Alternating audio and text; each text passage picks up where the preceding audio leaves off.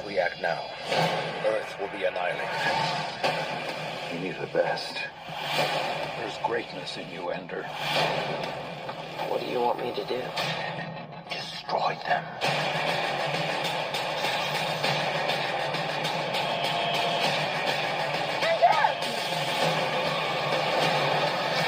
There's no stopping him now. Game over. Ender's Game. Rated PG-13. In theaters and IMAX November 1st.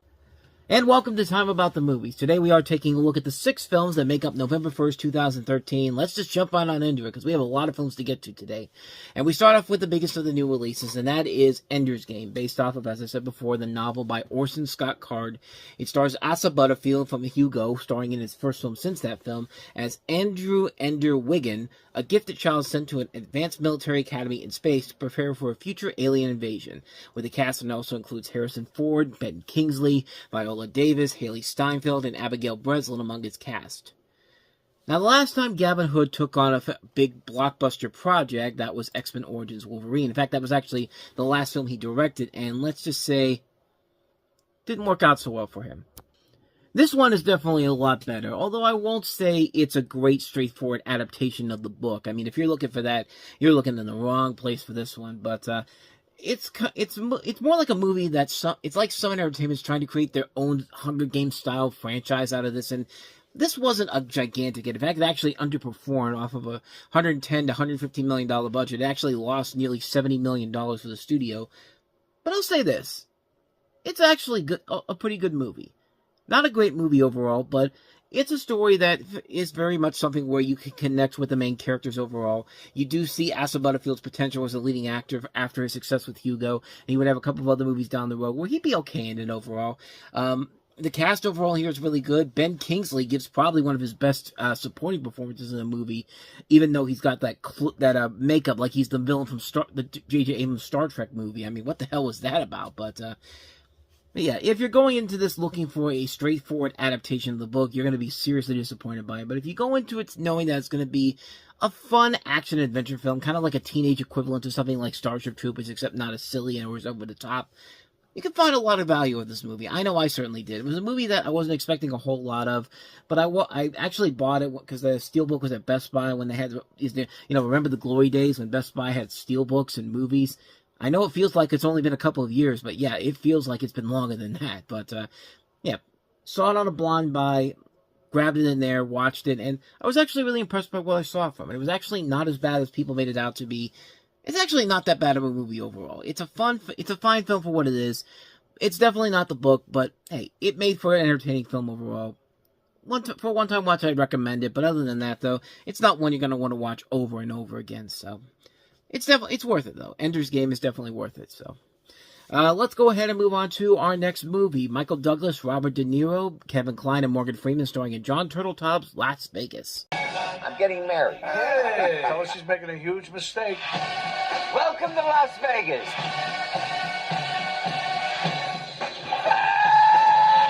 I owe you this one. Sounds like the same song over and over again. I probably should get up and dance. Maybe I'll give it a shot. Maybe not. Maybe now. Everything's spinning. I know. Rated PG-13. Coming this fall on CBS. No, seriously, this is a CBS film, and yeah, that trailer clearly makes it look like a pilot for a CBS TV series. But unlike some of the other CBS films, this one's actually one of the better ones. Not a great film overall, but certainly is a lot better than some of the other films we've covered from them. The premise here is pretty much just an older version of The Hangover. We have 3 retirees traveling to Las Vegas to have a bachelor party for their last remaining single friend. You also have Mary Steenburgen also in here, as well as Jerry Ferrera from Entourage, Romany Malco, Joanna Gleason, Roger Bart. So there are some notable names in here. In fact, Jack Nicholson was at one point attached to the project early in development. So my guess is probably they were probably put up for the Kevin Kline role in general here, but this is what you think it is. It's an old guy version of The Hangover, but that's not saying it's a bad movie overall. It has its moments, and you do like the chemistry between the 4 leads. You can buy them as best friends in this situation here. And yeah, it's not going to go to the insane levels that the Hangover movies have gone, especially with the sequels, which is probably a good thing for that, because the sequels are terrible. But it is what it is. It delivers a fine, entertaining movie overall. It kind of reminded me a lot of another very underrated comedy with a bunch of older guys at the front of it, The Crew, with Burt Reynolds, Richard Dreyfuss, Peter Falk, and Seymour Cassel, which was a very underrated movie when it came out. I actually thought that movie was really funny and very well done. This one's not quite on that level, but it did remind me a lot of that movie in general. Kind of like a mix between that and also another one that came out around that time, Space Cowboys, with Clint Eastwood and a bunch of other older guys going up into space and all that. There's a little bit of a mix in that in this movie in general, and I kind of thought it worked overall. Not a great movie overall, but again, kind of like with Ender's Game, definitely a lot better than people made it out to be, and definitely a lot better than it could have been, especially considering it's a CBS Films movie. And like I said, CBS Films usually has movies that literally look like rejected pilots for TV shows that they never picked up. And this definitely feels like a show, like they wanted to try to create their own TV version of The Hangover, but with older guys. But like I said, it works for what it is. It's fine. Nothing too amazing about it, but it works for what it is. I'd recommend it if you want to see something more lighthearted overall. But with all that said, let's go ahead and move on to our next movie, and that is Freebirds. I'm not gonna dress it up. Turkeys are dumb. Really dumb. You don't get it! They're fattening us up to eat us! Hey, corn! See you later, Reggie! From the Academy Award-winning producer of Shrek. We came to this farm for my favorite presidential tradition. Pardon the Thanksgiving turkey. And the director of Horton Hears a Who. Don't worry, you're safe. I'm tired now. This is your new home. Pizza! Does it get any better than this? Hello, soldier. Whatever you do, Do not make a sound. You've been recruited for a top secret mission. what are you talking about? We're going back in time to the first Thanksgiving to get turkeys off the menu. Who are you talking to? This guy right here. He totally gets it. And that's all the movie is known for. The turkeys literally saying, we're going to go back in time and take turkeys off the menu for Thanksgiving. I mean, it's about as stupid as you get of a movie in general here. And they do it by going back in time because in this universe, the president is they have a time machine is near the White House or something like that. I think it was like I can't remember what it was. I think it's at Camp David, actually, was where they had the time machine at. But this is directed by Jimmy Haywood, but they say he's the director of Horton Hears a Who. But remember, he also directed Jonah Hex. So, yeah, and this was the last movie he directed, too. So this is like a 5-year span, going from a successful movie in Horton Hears a Who, one of the better Dr. Seuss adaptations we've gotten, to one of the worst DC comic movies ever made, to a movie that has become popular, not for the movie itself, but because of the memes that this film has had behind it. And what's their and how does this plan work overall? You wouldn't believe me if I told you, because their plan to go back in time to take turkeys off the menu, they do it, and guess what they replace it with? Not just pizza. Not just any pizza. No. No, it has to be Chuck E. Cheese pizza. That is literally the plot of the movie. Chuck E. Cheese is all over this movie in terms of the marketing. You even see it a little bit in the trailer there of Reggie ordering all this Chuck E. Cheese pizza. It's just like I mean, I get it. Chuck E. Cheese pizza was good when you were a kid, but there's no reason that Chuck E. Cheese pizza has to be the main course for Thanksgiving now. It's just like, this is a really dumb movie in general. Sometimes Owen Wilson and Woody Harrelson will get a laugh every once in a while because those two have good chemistry together. And Amy Poehler has some good moments in here as well, but this is not a good movie overall. It's a pretty lazy film. It's a lackluster movie that the only thing it has it going for it is the fact that it's nicely animated from Real FX Creative Studios, who would later go on to do The Book of Life, and also would go on to work on other movies like they recently just did the SpongeBob movie, Search for SquarePants, as well as Scoob and a bunch of other projects that you're very familiar with overall. But yeah, this definitely is one of those movies that didn't become popular because, it's actually a really good movie overall. No, they saw that scene where Woody Harrelson's character is talking about his plan to go back in time to take turkeys off the menu, and that became a meme all around. It's just like, nobody cares about the movie itself. They only care about that in general. Just like, when they actually tell them, hey, have you seen the movie? It's just like, no, there's a movie behind that? Like, they don't know what this movie's about. They don't even know this movie even exists. They just know that scene exists. It's just like, Yeah, I don't know. It just didn't work for me. It's just not a good movie. It's a movie that's trying to be the next Thanksgiving classic, and it didn't work. It just didn't work for me. But that's just me personally, so anyway, that is Freebirds. So let's go ahead and move on to our next movie, which, oh boy, this was a major disappointment. Not quite as bad as One Day, but came pretty close. About Time. Of Love Actually comes his next great chapter about love. Tim. I'm Mary. It's my mother's name. I remind you of your mother? So the men in the family can travel in time. I love your eyes. Haven't looked further down. I'm sure it's all fantastic. Rachel McAdams is irresistible. I'm sure it'll be better next time. Well done. Some people make a real mess of it the first time. Amateurs.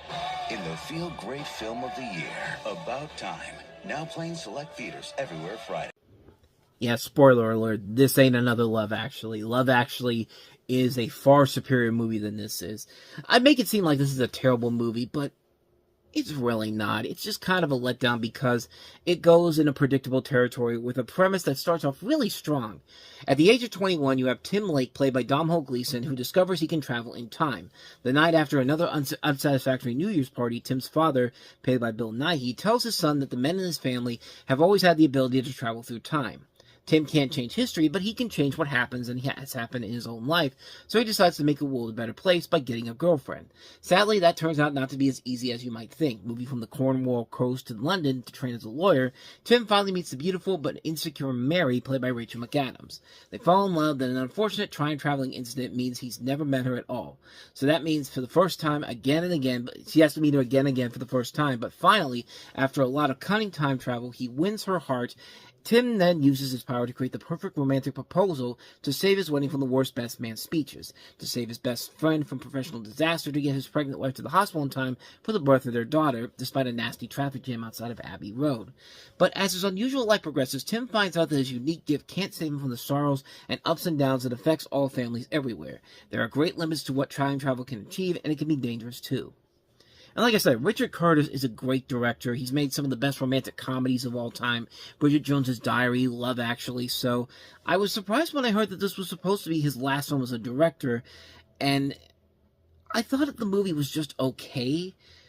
I mean, he does leave it on a good enough note where his career could have ended there. But of course, he later go on to write a bunch of other movies. He wrote Yesterday with directed by Danny Boyle. But this one in particular, I think the performances really are the selling points of the movie. They are well done. Everyone in the cast does a really good job in here. Gleeson and McAdams have great chemistry together. You buy into the chemistry between Gleeson and Nighy as well. It's the strongest portion of the movie, and it does run fairly smoothly. The movie's 2-hour time limit doesn't feel like it's lagging or forcing itself in your face, but there are a lot of flaws to the movie, and mostly the plot holes. So Tim's father explains the rules of time travel. So 1, only male members of the family can travel in time. 2, only backwards travel in time is possible. And 3, traveling back in time before your child was born will cause a different child to be born and the original child will be lost. So here's the thing. 2 of those rules get broken. There's a scene where Tim takes his sister to the past to find out when she met his husband, who ends up beating her and causing her to get into an accident. And automatically, that breaks the first rule right there, because it proves that not only men can travel back in time. The other is when Tim takes his sister back in time and realizes that when he comes back, his daughter is now suddenly turned into a boy. But when he fixes everything goes back to normal, even though his father literally tells him beforehand that traveling back before the child was born means the girl he has would disappear, and yet somehow, when he does fix everything, his daughter returns. So either Tim's father is fucking with him or doesn't know what the hell he's talking about, or Curtis really messed up big time here. And my other problem with this is that they never give an explanation to why this is happening. Tim just naturally accepts that he can go back in time. And I get it. In Groundhog Day, you never knew why Phil Connors was living the same day over and over again. But you can make the argument that the reasoning behind this was because he had to change his ways. Here, they don't even give an indication of how this is even possible. They don't even explain it all, because it feels like the movie doesn't want to explain it to people, because if they did, then the female audiences who are going to go see this movie are going to be like, boring, and just start talking with their gal pals. I mean, that's probably what would have happened if they added it in there, but it would have been nice to have it in there, so we would have had a better understanding of what is causing all this to happen. But Yeah, I made this out to be as bad as One Day, but it is not as bad as One Day. One Day just fails miserably because it's a good movie that falls into a steaming pile of garbage when one scene happens, when Anne Hathaway's character gets killed off, and Jim Sturgis gets put into this major tailspin that nearly ends his life as a whole. That was not, and that ruins the flow of the film. These don't ruin that per se, but it really bothered me when I saw it the first time, and it really took me a long time to get back and see it again, to give it another shot, and as bad as those plot holes still are, I still enjoyed the movie solely because of the performances, the characters behind it, between the chemistry between the main stars, and the story is a very intriguing film idea, despite the plot holes and the time travel elements. There are very interesting concepts overall in here, and I feel like with a rewrite, they probably could have added much more to it to make it more make more sense for the audience. But it has a lot of problems, but I like it enough to say for a one-time watch it's worth it, but you're never going to want to watch this again after the first time. Like I said, Richard Curtis has made a lot better movies than this, and this definitely is not one of those better films. So anyway, that's about time. So let's go ahead and move on to Matthew McConaughey and Jared Leto's Oscar-winning performances in Gus Van Sant's Dallas Buyers Club. Ain't nothing out there can kill Ron Woodruff in 30 days. Critics and audiences are raving about Dallas Buyers Club. It's hugely entertaining, deeply moving, the crowd pleaser that's not to be missed. Winner of 2 Golden Globe Awards, and now it's been nominated for 6 Academy Awards, including Best Actor Matthew McConaughey, Best Supporting Actor Jared Leto, and Best Picture of the Year. And I got one life. Want to mean something? Dallas Buyers Club, rated R, now back in theaters. And this is why I need to do my fucking research before I start doing these reviews, because this is not directed by Gus Van Sant. This is actually directed by Jean-Marc Vallée, the late Jean-Marc Vallée, who just recently passed away about 4 years ago. But he's been a couple movies I've liked of his. This one, and also the Reese Witherspoon movie Wild, and he was also involved in Big Little Lies. But yeah, I made the mistake of making it seem like Gus Van Sant directed this movie, even though it does look like kind of like a Gus Van Sant movie when you really look at it. But anyway, this is about Ron Woodruff, played by Matthew McConaughey, who's a cowboy diagnosed with AIDS in the mid-1980s, a time when both the etiology and the treatment of HIV/AIDS are poorly understood, and its sufferers subject to stigma. As part of an ongoing experimental AIDS treatment movement, Woodruff smuggles unapproved pharmaceutical drugs into Texas to treat his symptoms. Here he distributes them to fellow people with AIDS by establishing the Dallas Buyers Club, all the while facing opposition from the Food and Drug Administration. 2 fictional characters, played by Jennifer Garner and Jared Leto, were composite roles created from interviews for transgender AIDS patients, activists, and doctors. And really, this is a movie where it's literally begging for an Oscar, but it's a movie where the performances are good enough that it does carry the film overall to making it an entertaining film overall. I mean, this was Matthew McConaughey at his peak. This is the movie where he finally won the Oscar he long deserved, and basically changed his career around altogether. I mean, he was no longer the buff romantic comedy guy that was starring in movies with Kate Hudson, Sarah Jessica Parker, who else was he in? Who else was it? I think it was maybe just Matthew McConaughey and I think it was just Kate Hudson and Sarah Jessica Parker, maybe.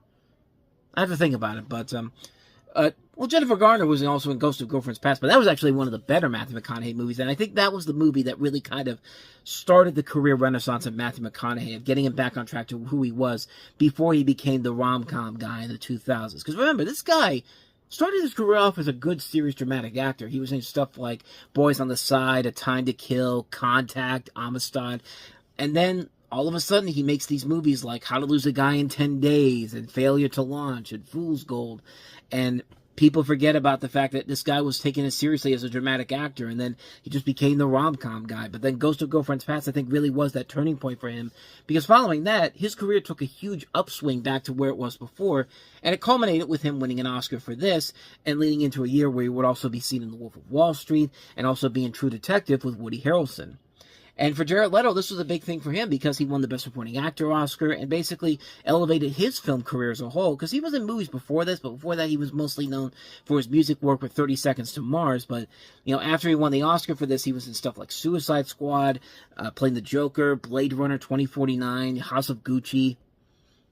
Even though his career now has been very polarizing with stuff like Morbius and more recently Tron Ares, but That's not a bad actor. I think he gets a bum rap sometimes, but even though some of his movies are very much not good films, but here you can see why he won the Oscar for it, because he really is great in this role. Jennifer Garner is also very good in here too. People forget that she was one of those people that, you know, was going to be this big rom-com actress overall, but then she went back to doing more serious stuff like this, and also, again, in Ghost of Girlfriend's Past, but you know, this is a good movie. Not a great movie overall. It does have that type of a feel of an Oscar bait movie, but it's an Oscar bait movie that actually does work because the performances are so good, and you want to stick with it because of that.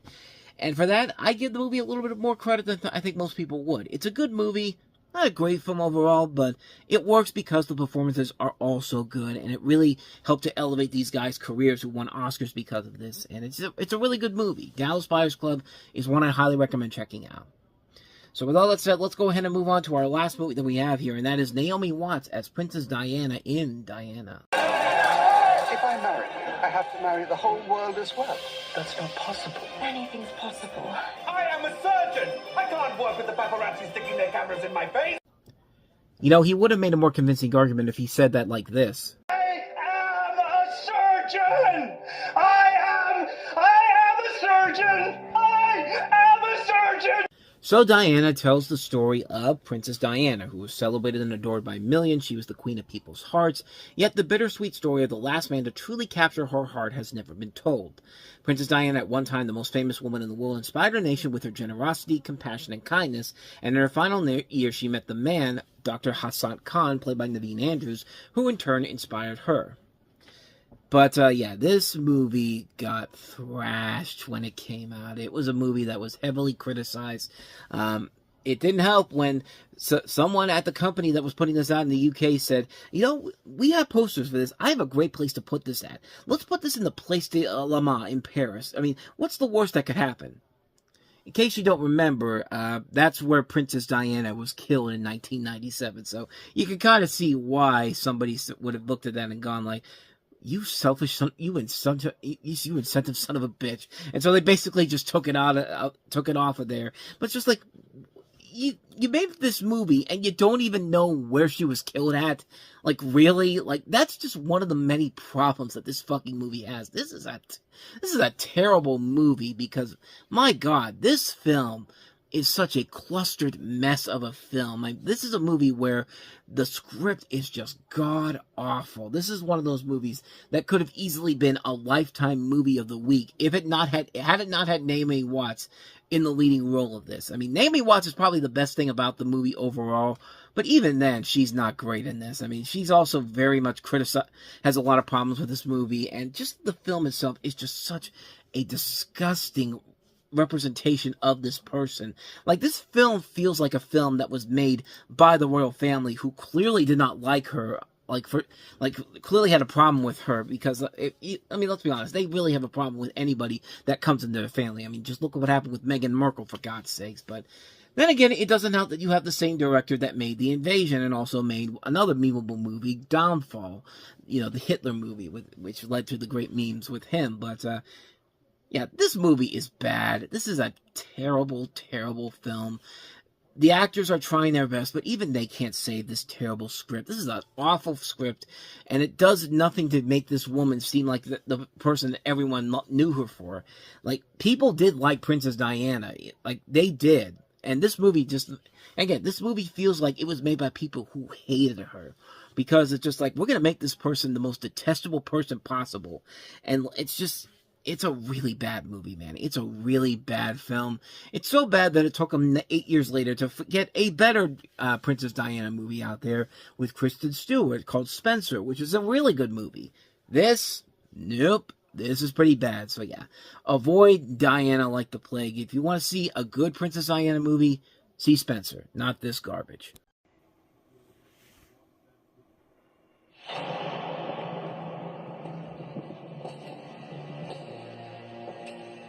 After all this time, now you come to visit me, brother. Why? To mock. I need your help. But I wish I could trust you. If you did, you'd be the fool I always took you for.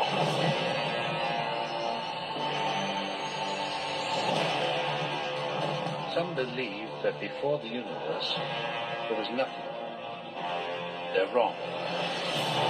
There was darkness, and it has survived.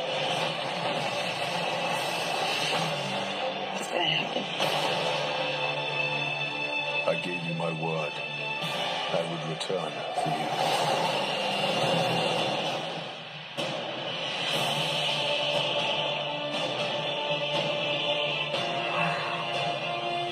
Face an enemy, known only to a few, Known only to one.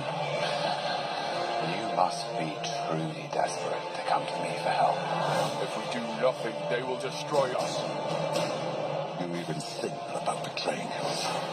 I'll kill you. That was from New York. I like her.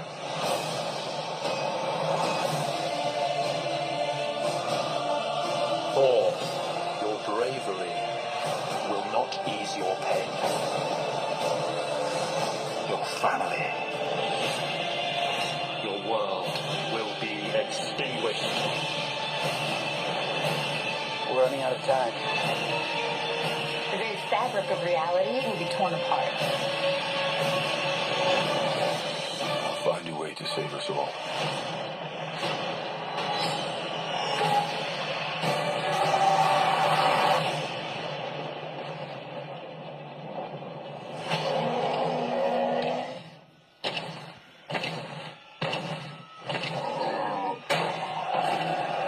All yours.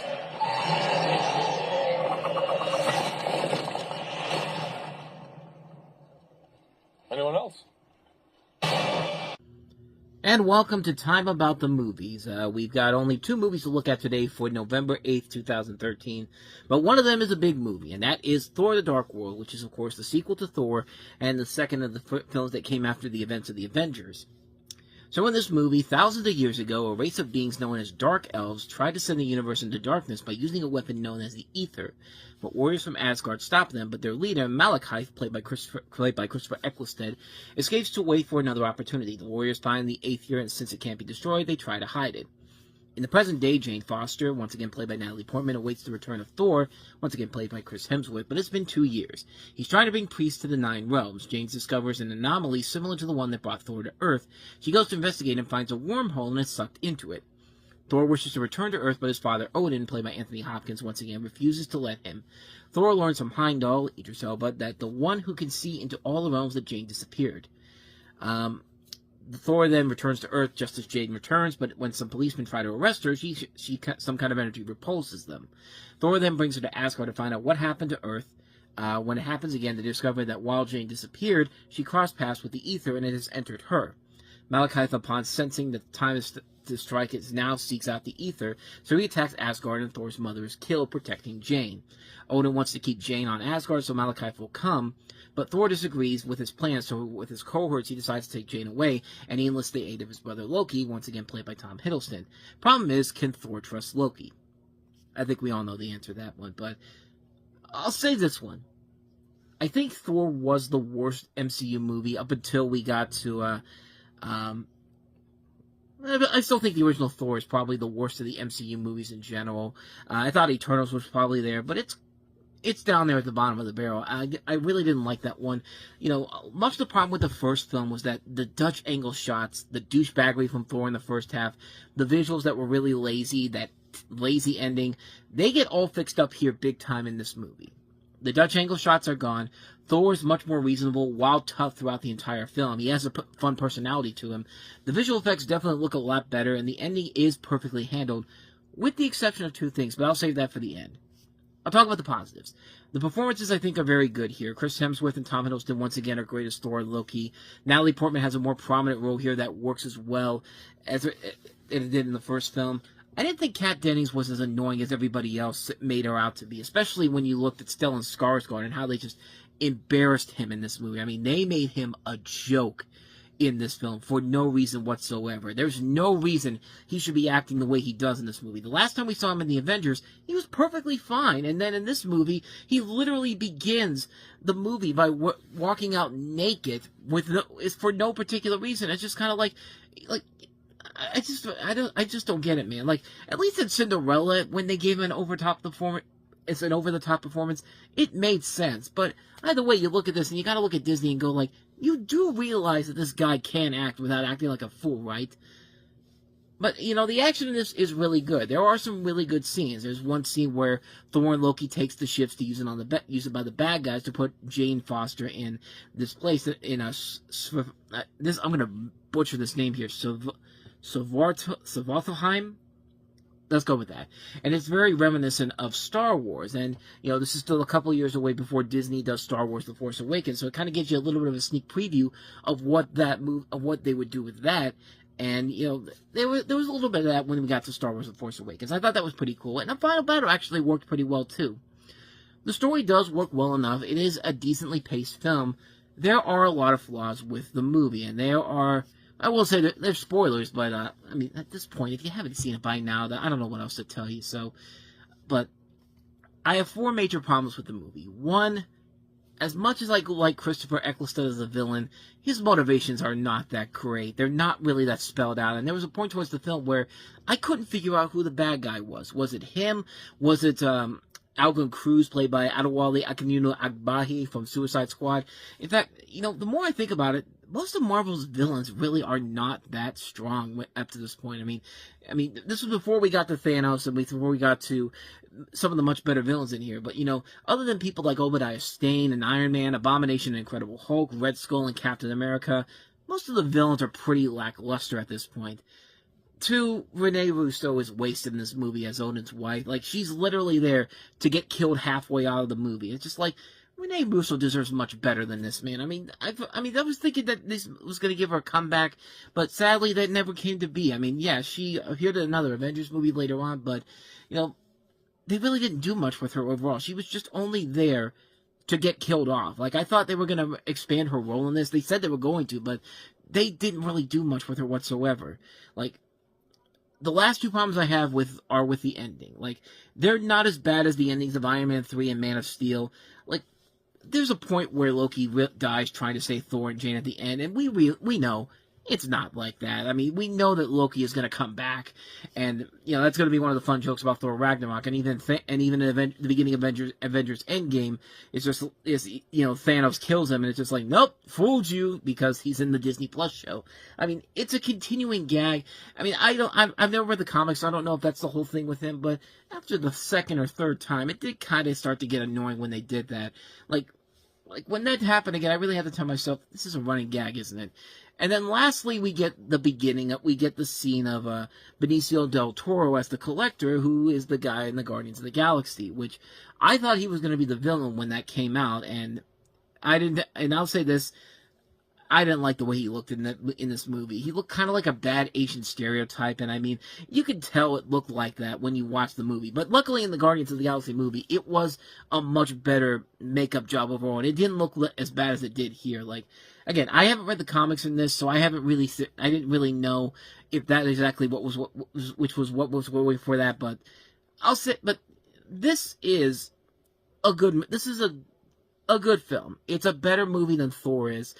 It's not a great movie overall, but it is the best comic book movie of the year, which really isn't saying a whole lot, especially when you consider this was such a disappointing year for comic book movies. I mean, Iron Man 3 was okay, but nothing spectacular. Man of Steel was good.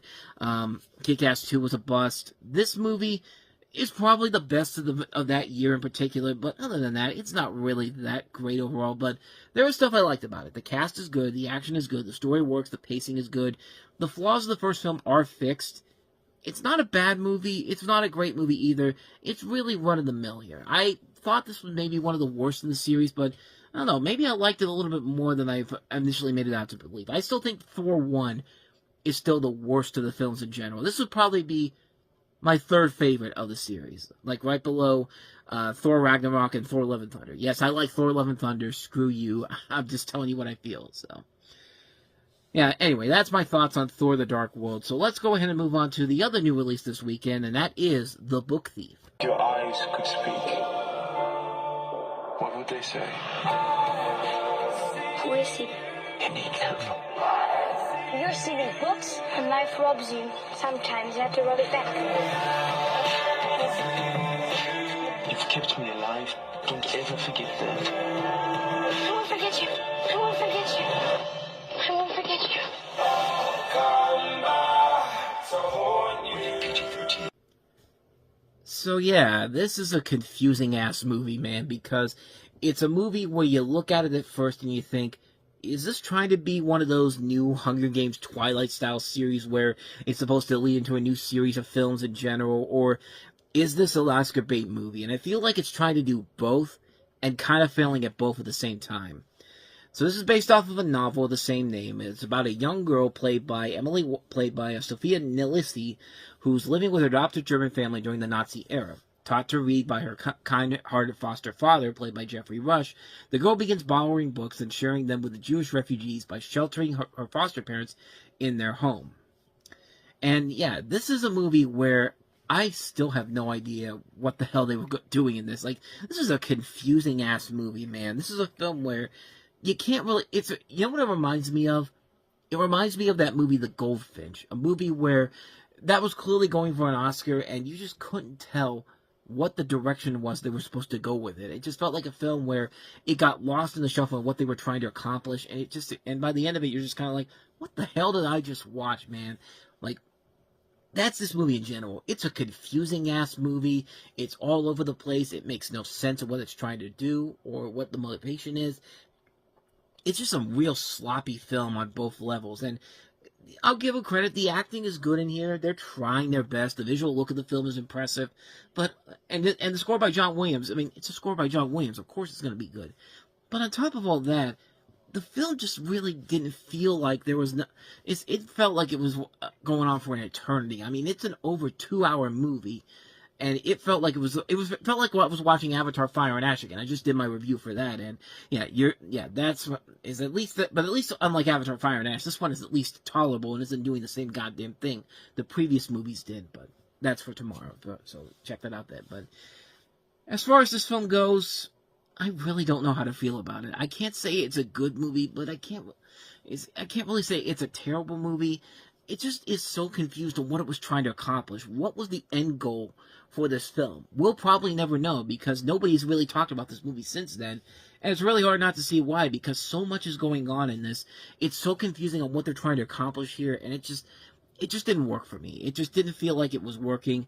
The acting is good. The music by John Williams is good. The visual look is pretty impressive. But other than that, though, yeah, this is pretty much a dud of a film, too. So, not much more to say about that one. That is The Book Thief. I'm Harper Stewart. Hey, babe. This whole Olivia Pope thing you got going on is very sexy.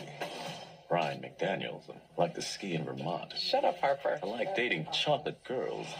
After college, life took them in different directions. I can't tell you how good it is to have all of us under the same roof again. You know I like to sleep naked. But when these friends get together,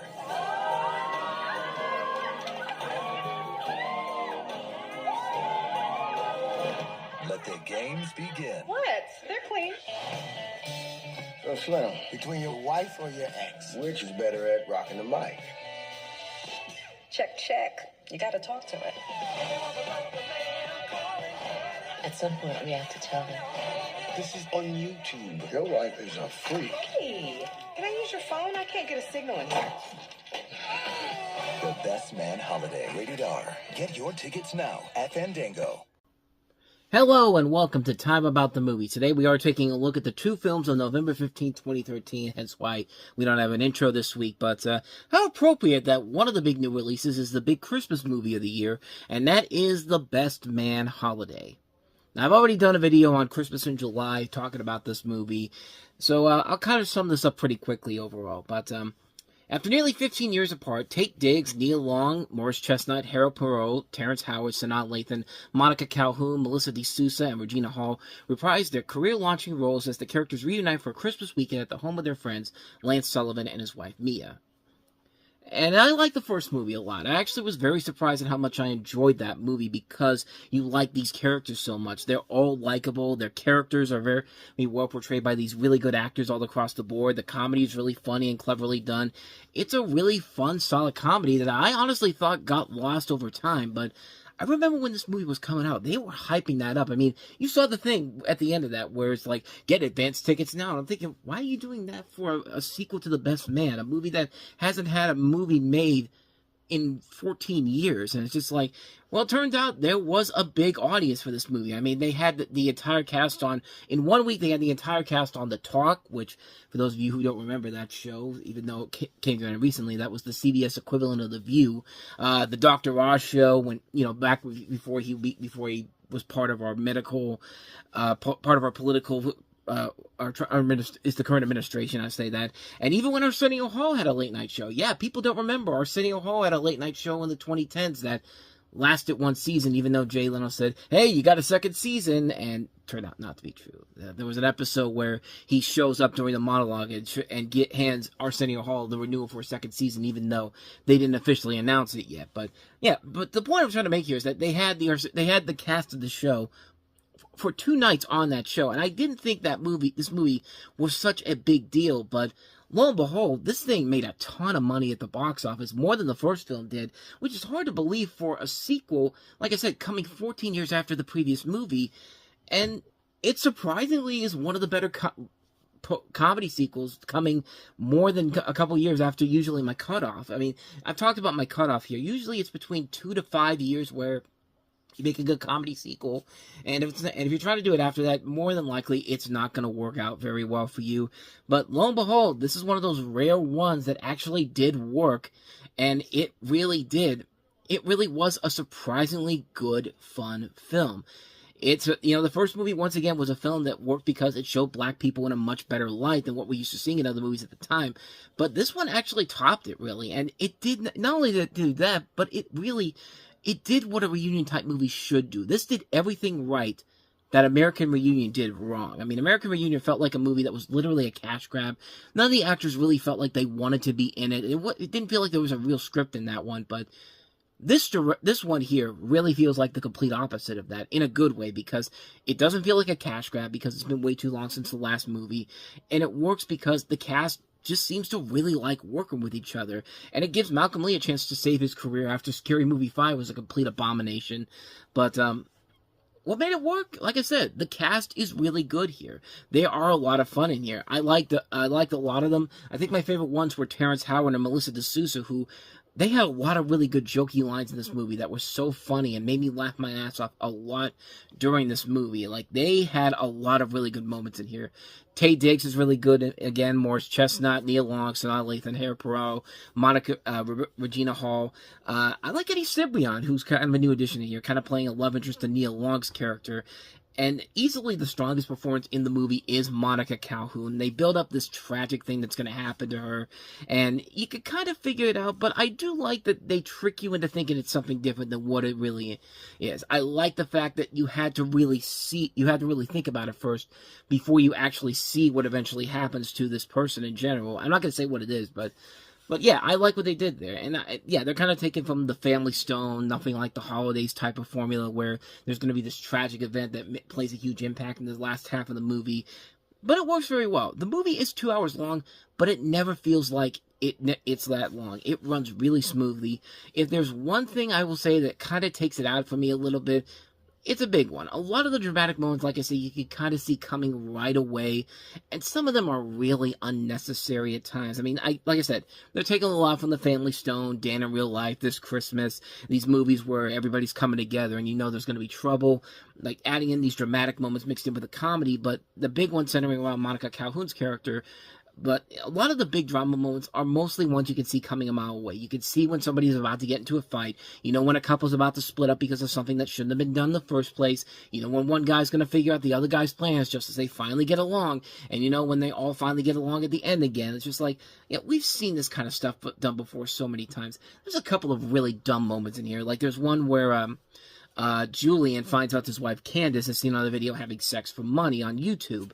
And they established in the first movie that she was a stripper before, so the thing about this is that you're supposed to be really surprised that, oh, her wife's sexual past is online. It's just like, didn't we already kind of establish that in the first movie in general? Like, it just really felt unnecessary. But the big one that kind of made me go like, you're really stretching this too much here, is the thing with Harper and Lance. Like, Harper is basically trying to get a biography about Lance and throughout the weekend, and, you know, they've had a trouble passing before, and, you know, he could just simply ask him, can you do this for me? I mean, I know they've had a trouble pass, but they were better ways to ask the guy if he'd do it. And all in all, they make it more difficult, and they have to do the cliches. They have to do the big liar revealed situation, and it's just like, it really feels unnecessary. But I like the fact that even the movie acknowledges that Lance could have just tells Harper, hey, you should have just asked me, and I would have said yes. So I like the fact that the movie at least knows it's stupid, but it acknowledges that too. Doesn't make it any better, but at least I know that the film knows that exactly the problem I have with it overall. But despite the melodramaticness and the pointlessness of some of the drama in this is still a really good movie. Like I said, it did everything a good reunion movie should do.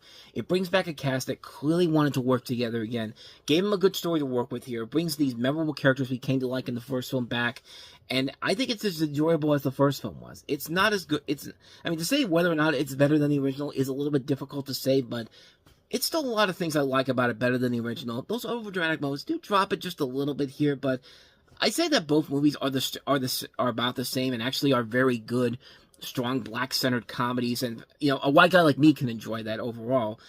It's a really good movie, and it's a fun film overall. A fun, solid comedy. Any adult can really enjoy it. And this is definitely one you want to check out. This is one I can't recommend enough, especially with Christmas around the corner. Definitely seek it out. It's definitely worth it. The Best Man Holiday. So with that said, let's go ahead and move on to another really good movie this week, our last film, and that is Alexander Payne's latest film, This is Nebraska. From Alexander Payne, the director of The Descendants and Sideways. Everybody's saying Woody Grant's the millionaire. That's no big deal. No big deal. Jeez. Comes a new movie with love. Are we still having sex? I gotta go. Heart. Woody didn't win anything. You're a damn liar. Hey. And family. There's Woody's little sister, Rose. What a whore. Huh. No, I like Rose, but my God, she was a slut. Nebraska. Rated R. Now playing in select theaters. And that right there is one of the many reasons I love this movie. June Squibb is hilarious in this movie.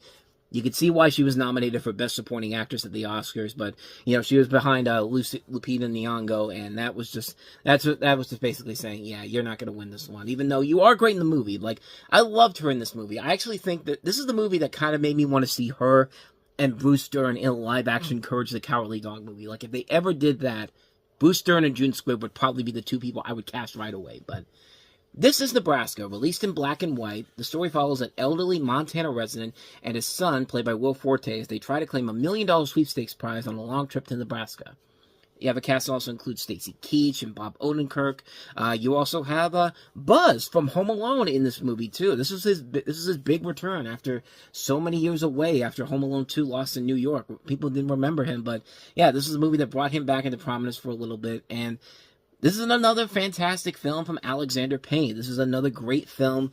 This is pretty much his last picture show, because last picture show and this movie are very similar, set in black and white, focusing on all these different unique characters, and you really do get invested in the story overall here, and the performances are just so damn good in this movie. Everybody works very well. The writing is top-notch. The comedy is really good. The dramatic elements are nicely done. The fact that it's one of those great movies that I always talk about, movies set in wintertime. Like, for some reason, seeing movies like this in wintertime, especially around Christmas, on the big screen, like, it just keeps you captivated no matter what you're watching, and no matter what you're watching. And here's another great example of that, man. They don't make movies like this anymore. A movie that harkens back to the days of the last picture show. He's like, you could tell that he took Payne took a lot of inspiration from this. Bob Nelson did a good job with the script overall. Like I said, the casting is great. The film is not very long at all. Like, it runs at a smooth pace overall. Even though it's at 2 hours long, you never feel like you're wasting your time when you watch it. It's just a terrific, terrific film. And notably, it was the last film released by Paramount Vantage before they eventually folded back into Paramount Pictures, which, hey, way to go out on a high note with this film in general. I mean, they made a lot of good movies. They just didn't have as many that would have kept them as long as something like Searchlight Pictures has gone on over, 30 years now. That company's been around. But I heard Warner Brothers is trying to do a new similar studio to Neon, which would be basically their latest attempt to try to copy Warner Independent Pictures back in the day. But Yeah, more movies like this. I wish they'd make more movies like this. This feels like an old school movie from the 1960s and 70s made for modern times. It's a fantastic film, another winner for Alexander Payne, who really can do no wrong. Just top-notch stuff here. So there you go. That's my thoughts on Nebraska, one of the year's best movies. Are you coming at the train station? I think you have enough people saying goodbye without me there. It's only a few weeks. A lot can happen in a few weeks. Katniss, you can't go on acting for the cameras and then just ignoring each other in real life.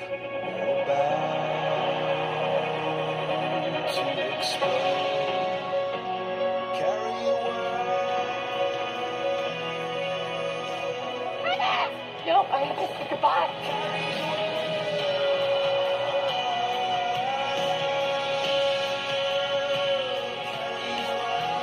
You understand that whatever I do comes back to you and Mom. We're with you. We have never seen anything like this. And we will never see anything like it again. The Hunger Games, Catching Fire, rated PG-13, in theaters and IMAX. Buy your tickets now. And welcome to Time About the Movies. Today we are taking a look at the 4 films that make up November 22nd, 2013. And we're starting off with the biggest of the new releases, and that is The Hunger Games, Catching Fire. In the sequel to the original Hunger Games, Katniss Everdeen, once again played by Jennifer Lawrence, has returned home safely after winning the 74th annual Hunger Games with fellow tribute Peeta Mellark, Josh Hutcherson. Winning means that they must turn around and leave their family and close friends, embarking on a victor's tour of the districts. Along the way, Katniss senses that a rebellion is simmering, but the capital is still very much in control as President Snow prepares for the 75th annual Hunger Games, the Court of Quell, a competition that could change Panem forever. So yeah, 2013 was not looking pretty good at that point. It was up there with 2010 as one of the worst years for movies, in my opinion. The 3 big movies that were supposed to be the big bona fide hits of the year, Iron Man 3, Star Trek Into Darkness, and even Man of Steel, turned out to be disappointments, mostly in Iron Man 3 and Star Trek Into Darkness. There's still stuff I liked about Man of Steel, though. The rest of the summer blockbusters were kind of mostly lacklusters in general, with the exceptions of stuff like Monsters University, This Is the End, The Great Gatsby, We're the Millers. For the most part, the whole year had a lot of stumbles in terms of the bigger movies, with the exception of stuff like Oz the Great and Powerful. But then we got some really good stuff like Gravity and even Thor the Dark World. But I am happy to say that The Hunger Games Catching Fire is not only one of the year's best movies, but it's one of the best sequels I've seen in a long time. One of the best action movies of all time, honestly. It ups the ante, it ups the action, it ups the tension, it gives us great character development, it keeps you invested even though you're sitting in there for 2.5 hours. It does everything right that the Twilight movies did horribly, horribly wrong. Everything about this movie just works on so many levels. The first film, while it wasn't perfect, it was an overall really good movie, and the performances and the impressive action sequences kept you invested in it. Here, this one fixes a lot of the flaws from the previous movie and gives us a good movie that every sequel deserves to do. Like, it deserves to up the ante and make it work overall. Great performances all across the board. Jennifer Lawrence, once again, great as Katniss. I think she's one of the best female characters that has been written in a long time with these movies. Her and Josh Hutcherson are great together on screen. They give Liam Hemsworth the biggest story. And unlike in Twilight, where the love triangle element seems forced and really stupid, this one is actually perfected pretty well in here. Woody Harrelson, Stanley Tucci, Donald Sutherland, Elizabeth Banks are a lot of fun in this once again. Jeffrey Wright, Jenna Malone, Sam Claflin, Philip Seymour Hoffman are nice additions to the cast. They evolve all the characters and give them more story to them that doesn't feel forced but feels natural. And when you have the two writers who've written some of the best movies the last couple of years, Simon Beaufoy, who wrote Slumdog Millionaire, and Michael Arndt of Little Miss Sunshine and Toy Story 3 fame, that makes sense overall. The action sequences are fantastic. When we get to the games themselves, they really do up the ante, with the second half being the highlight of the movie. If there's any flaws I have with the film overall, the ending action scene overall is, I felt it kind of being a little anticlimactic and didn't feel like the final action scene of a movie that big should be. Like, when you do a sequel, you want to up the ante in terms of the bigger action overall, and this one really felt like, I don't know, like, I liked it, but at the same time, it really did feel anticlimactic overall. It really did feel like there really wasn't that oomph that it needed to really up itself from the previous movie. Like, I don't know if that was I didn't even know that was the end of the movie until the credits began, honestly. And it doesn't really give us any really big twists, except for a few things that I won't spoil in here if you haven't seen it. But like I said, 2 more movies coming, and really, they do fix it a little bit, but it takes a while with the last two films of the series, because Part 1's not that great. Part 2 fixes a lot of those problems overall, but I mean, I was not expecting this to be as great and as enjoyable as I really saw it, but this movie not only did the original by a wide margin, it's one of the best sequels I've ever seen in my life. It's a great movie. It's just a really fantastic film. What more can you say, man? The Hunger Games Catching Fire is absolute brilliance all across the board. Simply an amazing, amazing film. So, with all of that said, let us go ahead and move on to our next movie, and that is Vince Vaughn as Delivery Man. Found out you had 533 kids. What? There was a mix-up at the fertility clinic. You were their biological father. What? It is impossible to be the father of 533 children. It is impossible to be the father of 4 children. This contains the profiles of your children. Do not open it. This could be the most beautiful thing that ever happened to me. Nice! For the first time, I'm doing the right thing. I need order. And this is order? Delivery Man. So yeah, this movie is about as self-explanatory as you can get from it. It's a shot-for-shot remake of a Canadian film called Starbuck, in which you follow Vince Vaughn, who's a delivery man for his family's butcher shop, and he realizes that he's got a girlfriend played by Kobe Smulders, but then he finds out that a lawyer representing a sperm bank has found out that he gave 693 donations and has earned a sum of $24,255 during his student years, and basically telling him that he fathered 533 children, and of them, 142 of them have joined a class action lawsuit to force the fertility clinic to reveal the identity of Starbuck, the alias he had used. And he uses this as kind of a way to see all these kids overall, and it's a movie that has a lot of promise to it, and at times it works, but it's one of those films where the idea is good, the execution not so much. It's not that the movie is bad, it's just a movie where it's just kind of like, it's fine, I guess, but it really felt like they left so much on the table for this to be so much more than that. I never saw the original Starbuck movie, so I can't really split the difference between the two films, but I'll give it this. Vince Vaughn is pretty good in it. I think he's very solid here.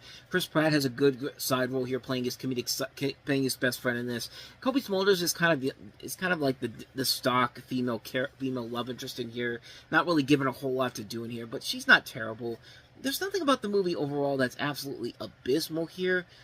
It's just there's really not a whole lot there to make it stand out on its own. There is a good idea to it overall, and I think Vince Vaughn does carry the enjoyment factor of it overall, and the idea is pretty solid, but I feel like an extra rewrite of the script really could have elevated this to a whole other level and make it very special on its own. But other than that, though, yeah, it's definitely a film that I would not say to see. I would not say, I'd say maybe once see it, but you're never going to want to watch it again after that. It's a movie where it's just kind of like, it's fine, but nothing spectacular about it. Nothing that really sticks out about it overall, so take that for what you will. That's Delivery Man. So with all that said, let's go ahead and get to our next movie, and that is Disney's latest animated feature, Frozen. Now, why is this the third film on this list here? Well, I'll explain it when we get back.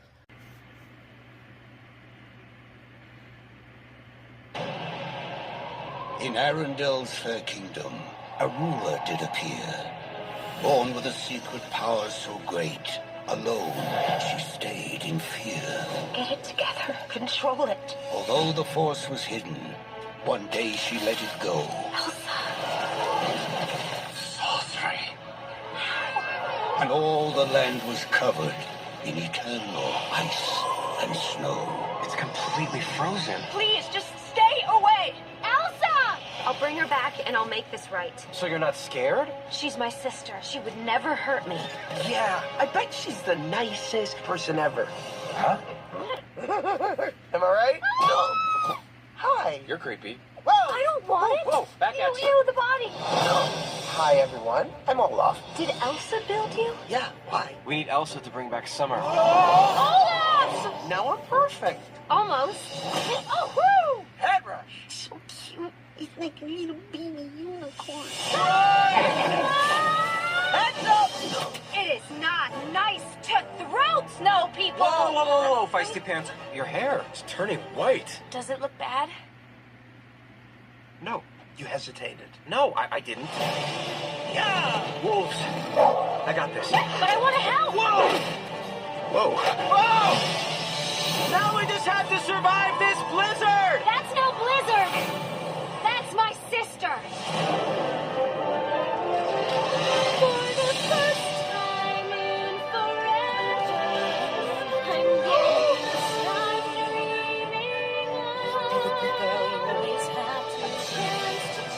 Do something soon, we'll all freeze to death.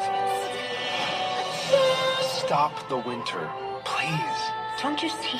I can't. You know it all ends tomorrow, so it has to be today. Let's go bring back summer! I'm not leaving without you, Elsa. Olaf, you're melting. Some people are worth melting for. You're just maybe not right this second. Nothing's in my way. Hang in there, guys!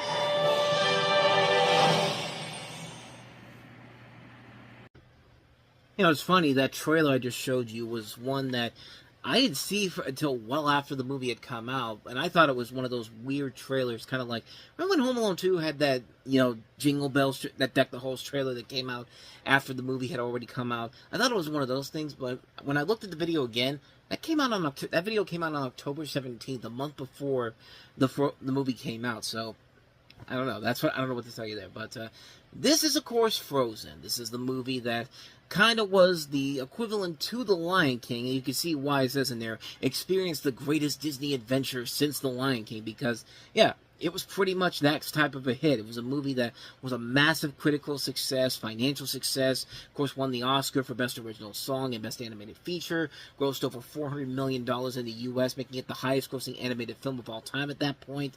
I mean, this was a gigantic hit all the way across the board, and really, it's not hard to see why. I mean, this is a movie that is the ultimate crowd-pleaser movie in general, and it works all the way for the most part. This is based off of Lucy the Snow Queen by Hans Christian Andersen, Disney taking another classic story like they did with Andersen's The Little Mermaid. The film tells the story of a fearless princess who sets off on an epic journey alongside a rugged ice trader, his loyal reindeer, and a hapless snowman to find her estranged sister, whose icy powers have trapped the kingdom in eternal water.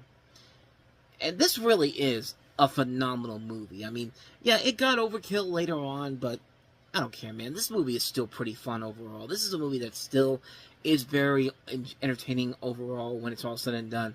Everything about this movie feels like the classic Disney movies from the 80s and 90s. I'm talking about Little Mermaid, Beauty and the Beast, Aladdin, Lion King, and it breaks new grounds like the old Disney movies of the 90s did. There's a lot about this movie I really liked about it. The characters are well done. You do like all these characters. Anna and Elsa are great characters, and I like the fact that they actually portray a queen in here that's not pure evil. That's a really refreshing thing for them. But it's just like, I love the fact that they did that in this movie, because, yeah, they're the typical Disney princess characters, and they are uniquely aware of the stereotypes of all Disney films, such as the great bit about, you know, marrying somebody you met that day on that day, or Kristoff's great bit about how men act. Also loved how at the end of the film there was a disclaimer that Disney actually threw in there, where they say that, you know, there's a part in the movie where he's talking about how men act, and, you know, there's one of those things where he's talking about, you know, men eating their boogers, like, and Disney actually had a claim at the bottom there, literally saying, Kristoff's claims that men eat their boogers is untrue. It's just, I like the fact that they threw that in there as a side joke there. That's something that you probably don't catch unless you really look at the credits overall. I like Kristoff overall. I like the fact that he is a really fun character overall. The comic relief characters are a lot of fun. Sven and Olaf. And I like Hans as a character. They kind of do the same thing they did with Gaston and Beauty and the Beast. And he essentially turns out to be kind of the bad guy in here. This was back before Disney overkilled it with a surprise villain in every single movie. Because that trope this was before that trope got really, really old. But, the voice acting is top-notch. Kristen Bell is great as Anna. You know, Idina Menzel as Elsa is terrific. And something that I thought was kind of interesting, I did not know there was Kristen Bell as Anna until I heard her at the very end of the movie. It's just kind of, it's one of those things where I knew she was in there, but I couldn't put it together that was actually her. But Jonathan Groff was pretty good as Kristoff. Josh Gad was great as Olaf. Santiago Fontana was great as Hans.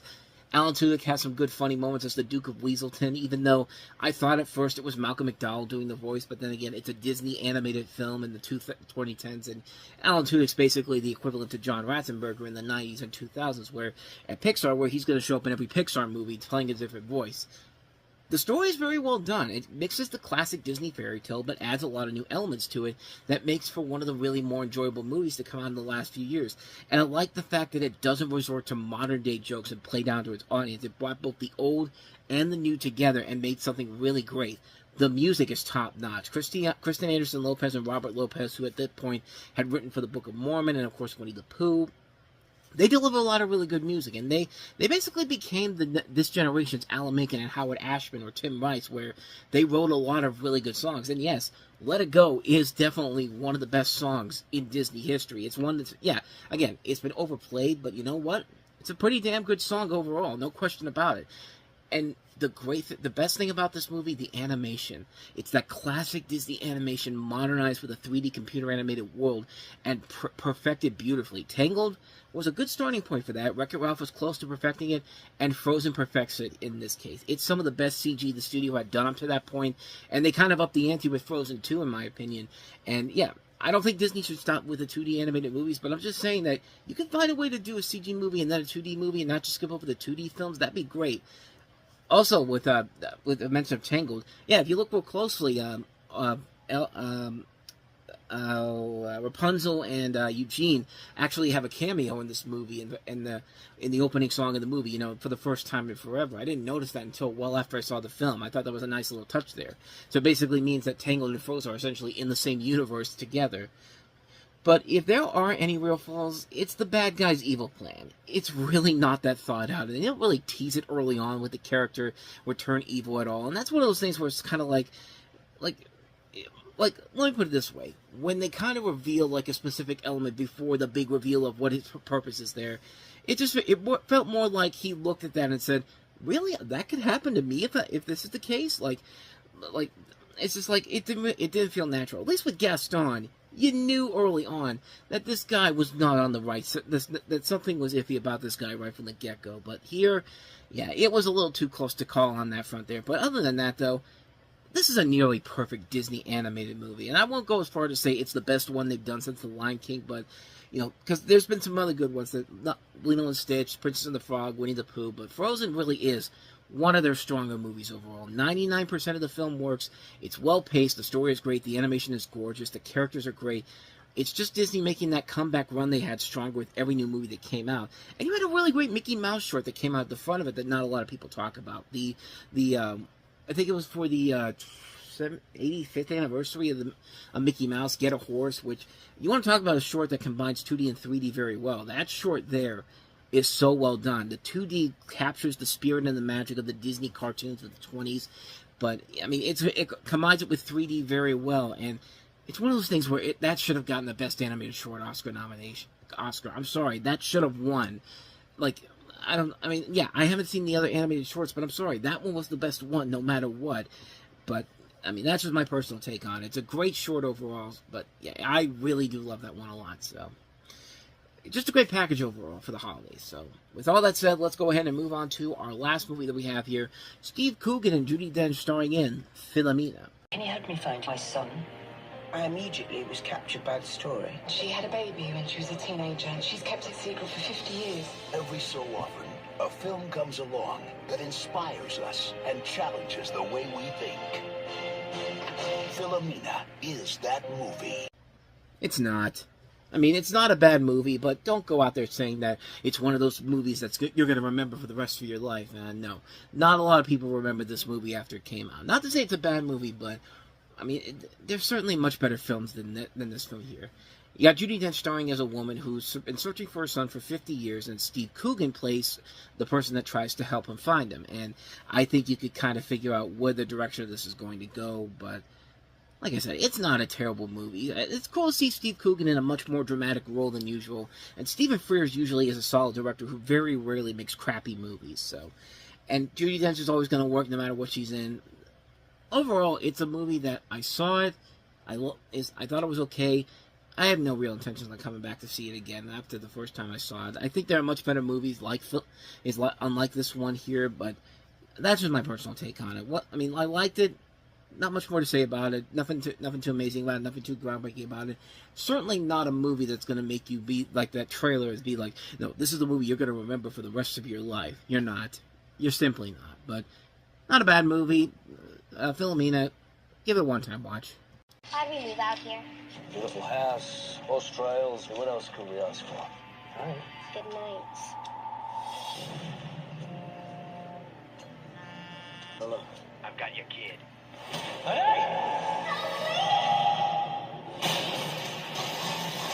really scared. Please hurry.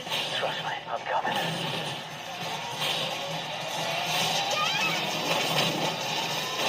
Homefront, December 6th. And welcome to Time About the Movies. Today we are taking a look at the 4 films that make up November 27, 2013. And we're starting off with the biggest of the 4 releases, not named Frozen, like I said, Homefront.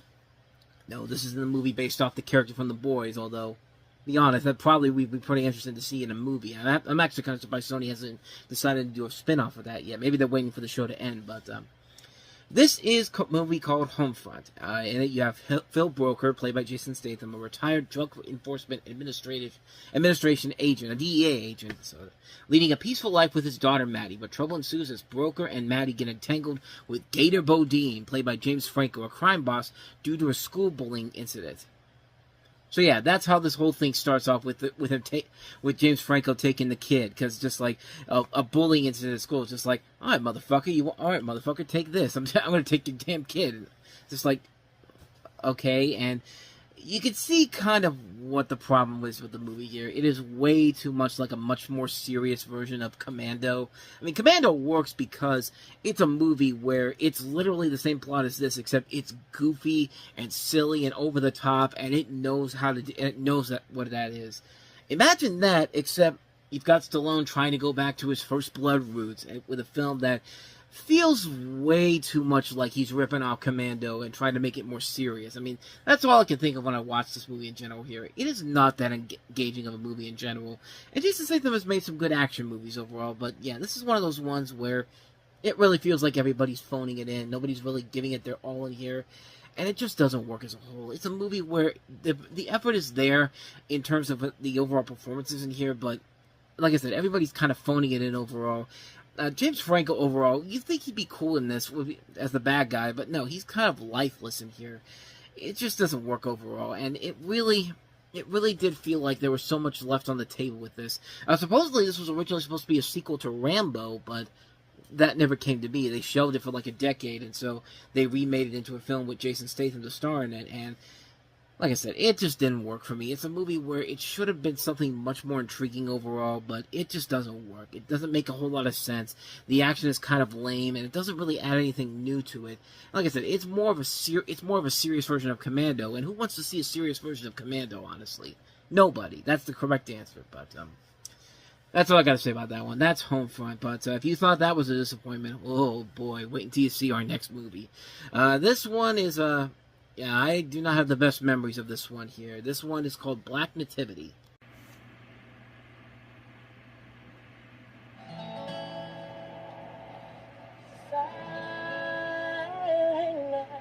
You're going to spend the holidays with your grandparents.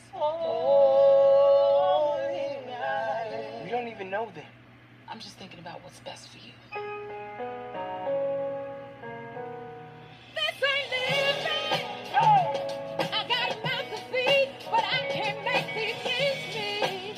I'll see you in church. Tonight?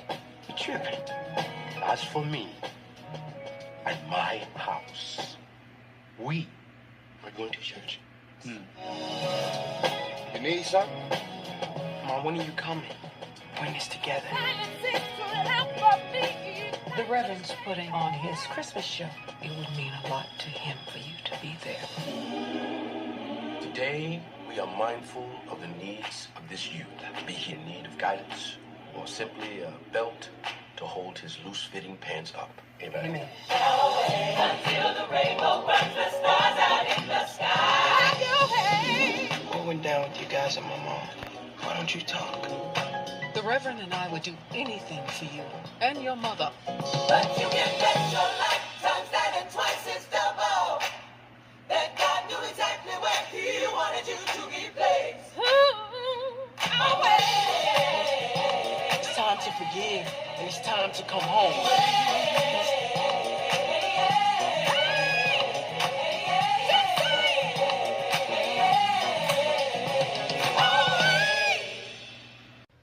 So I know what you're thinking. That doesn't look too bad, honestly, and you're right. The trailers make it don't make it look as bad as it does. In fact, honestly, if anything, it makes it look like a duller version of that. Remember that Saturday Night Live sketch they did called The Proud Pattersons? Where it was one where Sinbad was the guest host on there. It was like all these black people overacting their asses off. I think it was actually presented by the Overacting Negro Theatrical Fund or something like that. It's a really funny sketch overall. Watching that trailer again, it really makes it feel like it literally feels like they took that and made that into a movie just by watching that trailer. But the trailer doesn't look that bad. But then it's one of those things where you really can't judge a book by its cover. You really have to open it up and realize, oh wow, this movie is absolutely terrible. So after his mother, played by Jennifer Hudson, is evicted from their Baltimore apartment, teenager Langston, played by Jacob Lattimore, is sent to spend the holidays with his estranged relatives, played by Forrest Whitaker and Angela Bassett, in New York City, where he embarks on a surprising and inspirational journey, and along with his new friends and a little divine intervention, he discovers the true meaning of faith, healing, and family.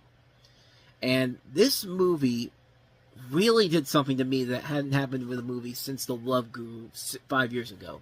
It made me change my opinions on it so many different ways. Like, when I saw The Love Guru for the first time coming out of the theater, I didn't hate it, but as time went on, as the day went on, like 24 hours went on, I really started to think about it, and then I realized, wow, this movie actually is much worse than I could have imagined. That's what happened with me with this movie. When I came out of it, I thought it was alright, but then as time went on, and I really thought about everything I saw again, I really came to the realization that, wow, this movie is is a steaming pile of garbage. And I'll tell you right now, I never read the play that this is based on by Langston Hughes, and I actually went out to the Barnes & Noble that was outside the movie theater to see if I could find that story, and it was nowhere to be found. So I had no idea if that was a good representation of the play itself and all that, but I'll begin with the one lone thing about the movie, because there is one lone thing about the film I did enjoy, and that was the songs. I thought they were actually the best part of the movie. In a way, it kind of reminded me of Rock of Ages, like a really bad movie, but the covers by the stars are actually really good, and it was the one thing that carried that movie overall. The same thing happened to here. The songs overall are really good, and I mean, other than that, though, that's about it. I did not like anything else about this movie. For one thing, as great as the soundtrack is, the songs in the movie being placed are so badly placed. There's good songs. They're good songs, but they're horribly placed in the worst possible spots. And not only that, there are scenes that start off singing in the most pointless areas. The most is when Jennifer Hudson is singing to her son at the bus station, and she's literally singing to him while everybody else is pretending that she's not going insane. All I can think to myself is everybody really okay with this woman just singing out of the blue? It's just like, I get this is a musical and all that, and you're not supposed to be thinking about it too much, but, you know, it's just like, she's literally standing there like a crazy person. Like, I'll put it this way. If you watch a video on YouTube of somebody acting crazy, that person would act as crazy as Jennifer Hudson does in that scene. And again, the actors in this are good, but they all look like they just don't give a crap and just decide to go over the top with it. Once again, go watch that SNL sketch and you know exactly what I'm talking about, because if you watch that and watch this movie, you will see exactly the comparisons I'm talking about here. Third, I really hate the main character, and you know, this kid, you know, you're supposed to feel sorry for this kid overall, and at the beginning you do feel sorry, because it really seemed like life was just ready to pound the shit out of him right away, because he gets booted from his home, he arrives in New York, his phone gets broken, his bag gets stolen, he gets put in jail even though he was trying to do the right thing. Like, it literally begins like the Stevie Wonder song, what was I can't remember what it was called, like, living in the City, I think it was, where he gets off the bus in New York City, and then the guy's just like, hey, you want to make a quick buck real quick, and then he gets involved in a drug bust, and he's just like, he's going to jail for a while or something like that. It's very similar to what happened here, but, like, the movie is trying to convince us that this kid is a smart kid, really put in a bad decision. But then he does something really stupid. He tries to pawn off a watch given to his grandfather by Martin Luther King in order to help his mother out of financial troubles. That's just the beginning of the stupidity of this, because he takes the watch to the pawn shop owner, who's actually played by the wife of the husband of Angela Bassett, Bobby Curtis Hall.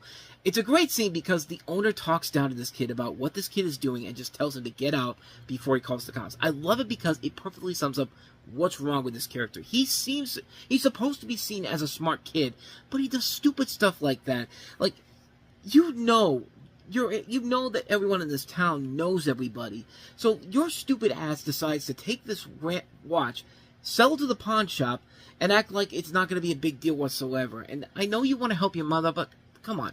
There are better ways to do that. And it doesn't help that the rest of the cast in this movie is just completely wasted in this. I touched on it before with the overacting, but a movie that has Jennifer Hudson, Forrest Whitaker, Angela Bassett, and Tyrese Gibson giving some of the most overused lines in the history of movie making, being wasted, and they have done much better than this. Even people like Mary J. Blige and Nas are wasted in this. And the church, the movie up until we get to the church scene, it's everything we've seen done before, completely pointless, and I never read the play or the movie that this is based on, so I wouldn't be surprised if they threw this in there just to pad the movie out. Sort of like the live-action Grinch movie where you have that pointless half-hour second act with the jubilation that makes it longer than it needs to be. The nativity scenes where they're trying to make a mix between Bethlehem and modern-day New York have a potential to be something interesting and weird, but it just comes off as weird and awkward. It doesn't make any sense to the story overall, and there's a lot of subplots in this movie that don't get addressed at all. The biggest problem with the movie is that there is no conflict whatsoever. When it's revealed why the family is at what it is today, I really had to look at this and go like, are you fucking kidding me? It makes no sense whatsoever. We just spent an hour and a half trying to figure out what the hell is going on with this movie, why these characters act the way they are, and the most you can give us is, oh, the dad paid his daughter's husband $5,000 to leave her and her son. What was the point of all that? Like, what? It's like, it doesn't explain, they don't even explain why he did that. It makes no sense whatsoever. There's no conflict at all. All this shows is that every one of the lead actors in here are really stupid, and they took a simple, small problem and made it a much bigger deal than it has to be. And I cannot stand that in movies. You've just wasted an hour and a half of my time and everybody else's time on nothing. I hate when people take something so simple and don't use their brains, but instead go out and do these stupid things and make it a much bigger deal than it needs to be. The worst part about this whole thing is that this is directed by Cassie Lemons. Cassie Lemons is somebody who makes great movies. She made Eve's Bayou. She made Talk to Me. And even the good songs that are wasted in this movie just feel like this whole thing is just a complete waste of your time. It's one of the worst movies of the year. It has no reason to be in a theater. The only reason it's in a theater is because it's got a couple of Academy Award nominees and winners in here. If they were replaced by other people, this would have been a Lifetime or Hallmark Channel movie that could have been on the Christmas movie lineup. But no, because we've got all these big stars in here, put it on the big screen. There's no reason for this movie to be as bad as it is, but sadly it is. It is one of the worst movies I saw that year in 2013. This is an abysmal movie. One of the worst Christmas movies I've ever seen in my life. It's just a bad movie. It's a really, really bad film. So yeah, avoid it like the plague. Just, if you want a better movie that's much better than this, watch The Best Man Holiday. The Best Man Holiday is the much better movie here. This is a steaming pile of garbage. So there you go. That's my thoughts on Black Nativity. So with all that said, let's go ahead and move on to our next movie, and that is Spike Lee's remake of Old Boy. Never has a guest made it to the outside world. Old Boy is the movie that has to be seen. To be believed. Whoever you are, I will find you.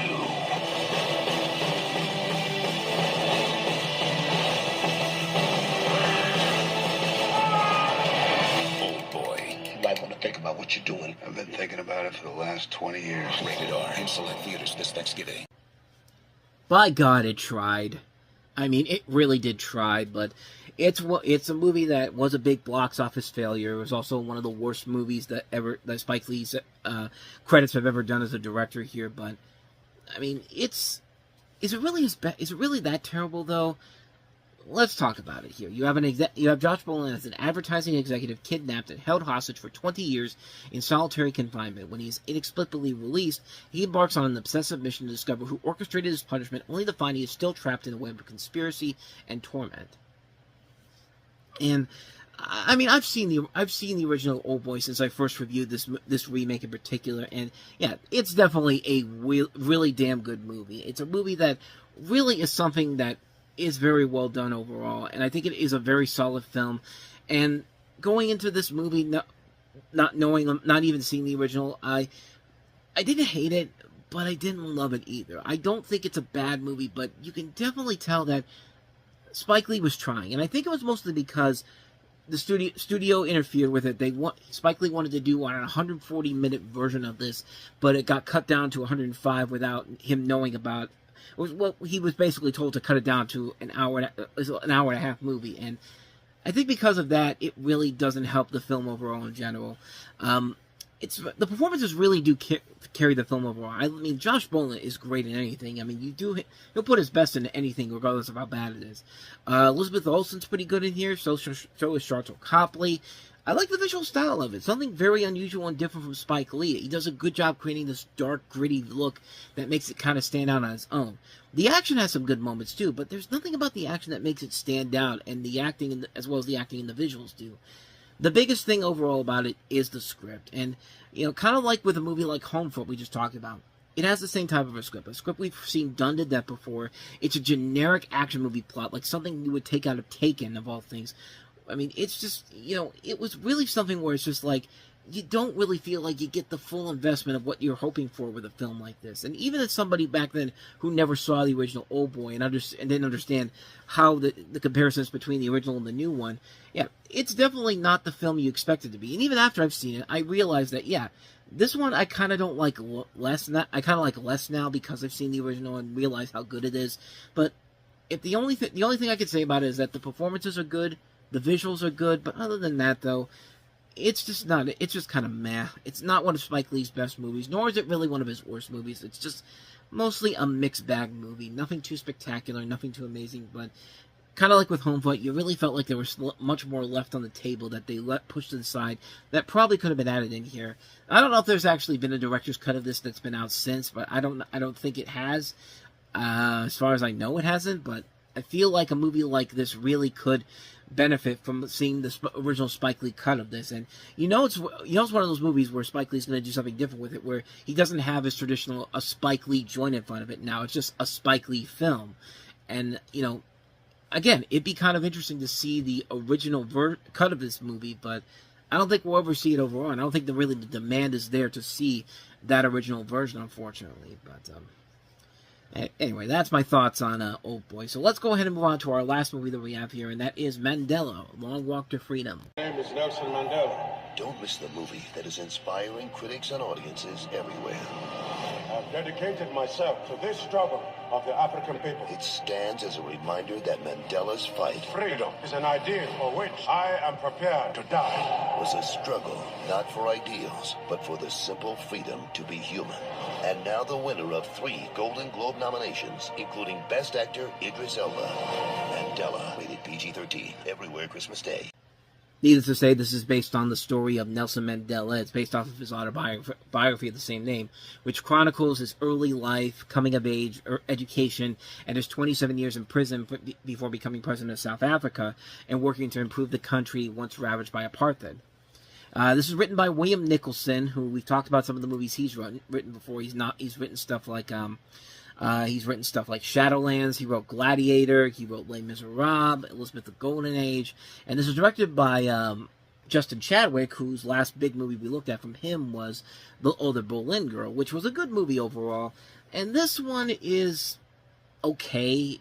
It's a typical Oscar bait movie overall, and this is a movie where there were so many better Oscar bait movies out there, like 12 Years a Slave, which is funny because William Nicholson claimed the movie didn't do well because of that movie. And in that case, comparing 12 Years a Slave to Mandela Long Walk to Freedom, 12 Years a Slave is obviously going to win, but at least with Mandela, I want to watch it more than once and unlike 12 Years a Slave, where you want to watch it, where you like it, but you don't want to watch it again because of the heavy subject matter here.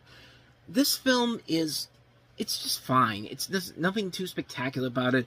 The best thing about it's a typical Oscar bait movie where the performances are going to be great, but the story is so bland and mediocre, and there are just much better movies like this that's out there that are much better than this film is. In fact, Weinstein Company had a pretty lazy Oscar season, the more I think about it, because they had this, and we just talked about another one, Philomena. Yeah, they did not have a really good slate this particular season of films for the Oscar season overall. It just, I don't know. None of it really worked for me overall. It just never really felt like there was just nothing about this movie that made me think of it was one of the best movies of the year. It's a movie where it's begging for Oscars. It didn't really get any, and you can kind of see why. It's a kind of bland, generic biopic of a story that should be much more fascinating and much more intriguing than anybody could ask for here. Like, you need to do... If you're going to tell the story of Nelson Mandela, you got to do it on... I would say you got to do it on the same wavelength that they did for Gandhi. Like, make it a big, sweeping epic. Make it a big, epic story about the life and times of Nelson Mandela during this time. But not a movie like this that feels like it's cut down so they can make it for the mainstream audience. It just doesn't work overall. I feel like there could have been so much more done if he had done it in the same vein as Gandhi. Make it like a big epic overall, but like I said, Idris Elba's fine, really good in this. He's the one thing that I would say it's worth it just for that, but you're never going to want to watch this again after the first time out, so there you go. That's my thoughts on Mandela, Long Walk to Freedom.